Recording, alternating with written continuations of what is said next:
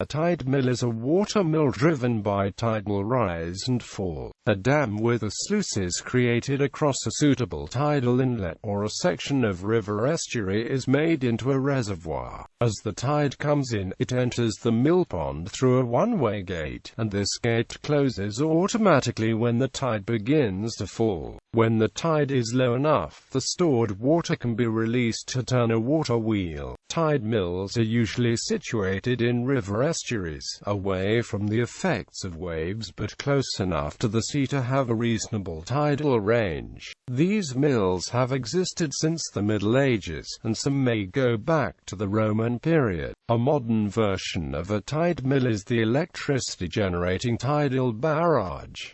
Early history. Possibly the earliest tide mill was located in London on the River Fleet, dating back to Roman times. In recent years, a number of new archaeological finds has consecutively pushed back the date of the earliest tide mills, all of which were discovered on the Irish coast. A 6th century vertical-wheeled tide mill was located at Ryckaert near Waterford. A twin-flume horizontal-wheeled tide mill dating to c.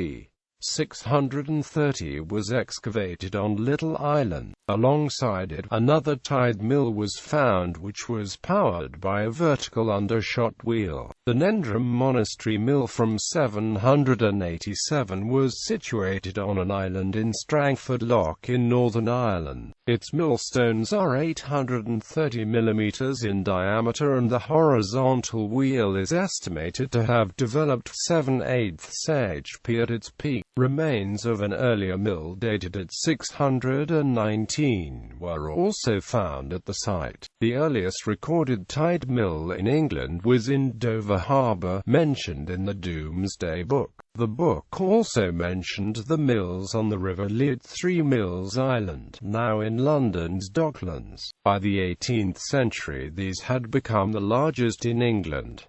There were about 76 tide mills in London, including 2 on London Bridge. Woodbridge Tide Mill, an excellent example, survives at Woodbridge, Suffolk, England. This mill, dating from 1170 and reconstructed in 1792, has been preserved and is open to the public. It was further restored in 2010 and reopened in 2011 in full working order, and became the second working tide mill in the United Kingdom regularly producing flour. Carew Castle in Wales also has an intact but unused tide mill. The first tide mill to be restored to working order is Ealing Tide Mill in Ealing, Hampshire. Another example, now only visible in historic documents, is the mill in the hamlet of Tide Mills, East Sussex. Traces of a tide mill may be seen at Fife Ness, the site of an archaeological survey. A medieval tide mill still operates at Rupelmond near Antwerp, and there are several still in existence in the Netherlands. At one time there were 750 tide mills operating along the shores of the Atlantic Ocean, approximately 300 in North America, including many in colonial Boston over 150 years, 200 in the British Isles, and 100 in France. The Rance estuary in France was also home to some of these mills.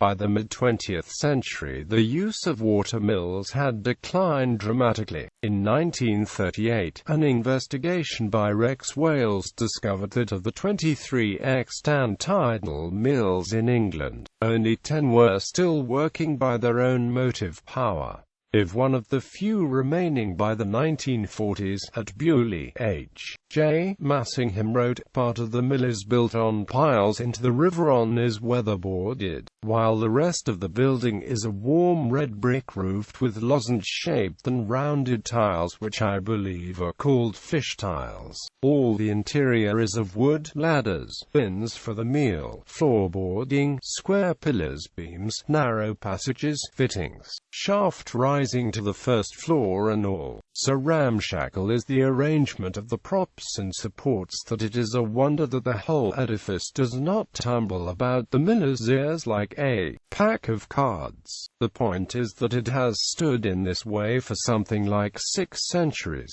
and that gives the explorer into its dusky depths a more penetrating notion of how the old builders could build, more than does a Gothic church or even a cathedral. The pulse and swing of the great wheel sets the whole building in an ague, but it will still be standing when all the flimsy excrescences of development between Beaulieu and Poole have fallen down.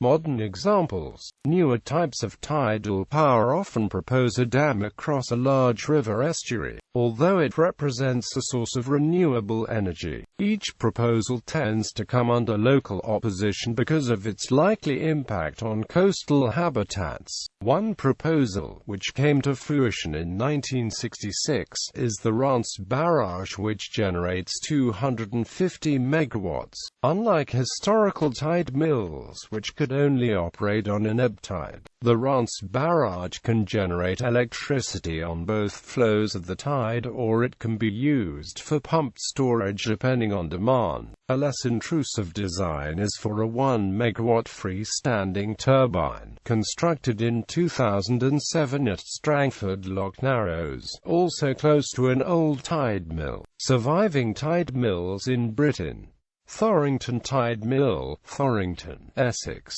Ealing Tide Mill, Ealing, Hampshire; Three Mills Tide Mill, Bromley by Bow, London; Woodbridge Tide Mill, Woodbridge, Suffolk; Tide Mills, New Haven, East Sussex; Carew Castle Tide Mill, Pembrokeshire; Pembroke Tide Mill, Pembrokeshire; Place Mill, Christchurch, Dorset.